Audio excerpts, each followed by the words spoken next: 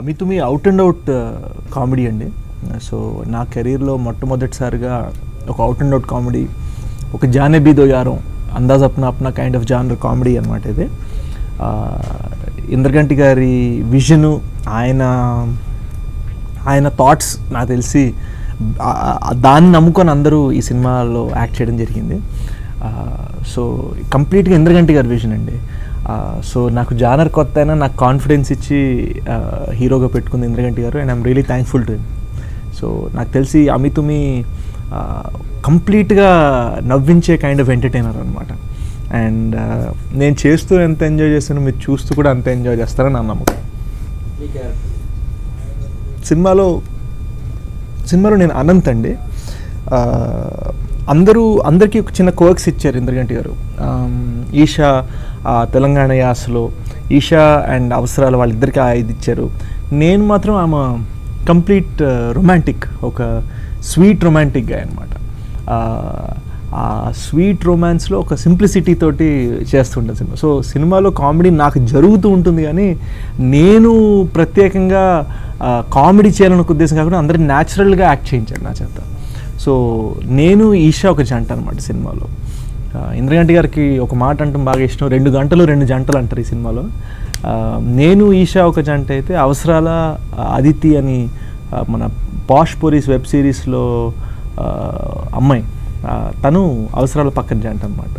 So మా అందరి జీవితాల్లోకి వచ్చేది వెన్నెల కిషోర్. మణి సార్ యాక్చువల్గా ఇప్పటిదాకా నేను మణిశర్మ గారితో ఎప్పుడు మాట్లాడటం జరగలేదండి. నేను ఇప్పటిదాకా 2 పదాలు ఆయనతో అన్నాను, హలో సార్ అన్నాను, అంతే, ఇంతకే అనలేదు. So it's an honour.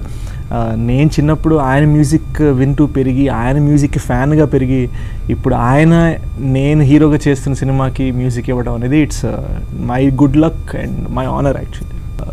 నాకు ఇండస్ట్రీలో one of my best friends Vennela Kishore అండి. సో కిషోర్తో చేయటం అనేది మాకు రణరాజన్ అప్పటి నుంచి పరిచయమే. సో రణరాజన్ క్షణం కలిసి చేసాము. So this is our 3rd film together. So అది kind of home coming party లాంటిది. ఈషా, అవసరాల, ఇంద్రగంటి గారు అందరు కూడా వాళ్ళకంటూ ఒక 3-4 సినిమాల నుంచి ఒక పరిచయం ఉంది. సో నేను వాళ్ళకి కొత్త అనమాట. సో ఆ నర్వస్నెస్ తోటి వచ్చాను, కానీ వాళ్ళు నన్ను అలా హక్ చేసుకుని నన్ను ఇలా ఓన్ చేసుకున్నారన్న ఫీలింగ్ ఉంది. So I'm very happy to be a part of the team.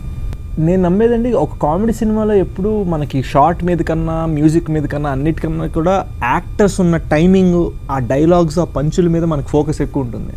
అయినా కూడా ప్రొడక్షన్ వాల్యూస్ పరంగా కాంప్రమైజ్ అవ్వకుండా విందా గారు and producers and art director చాలా ఇంట్రెస్టింగ్ ఫ్రెష్ లొకేషన్స్ తీసుకొచ్చారు. ఇప్పుడు కొన్నిసార్లు ఏంటంటే సినిమాల్లో మనం ఎంత ఘనంగా చూపించామనే దానికన్నా ఎంత కొత్తగా చూపించామనేది వాల్యూ యాడ్ చేస్తుంది. ఇది అటువంటి సినిమా. ఇటువంటి కామెడీని మనం ఎప్పుడు గ్రాండియర్ షాట్లతోటి, పెద్ద పెద్ద విఎఫ్ఎక్స్ షాట్లతో చేస్తే వర్కౌట్ అయ్యే సినిమా కాదు ఇది.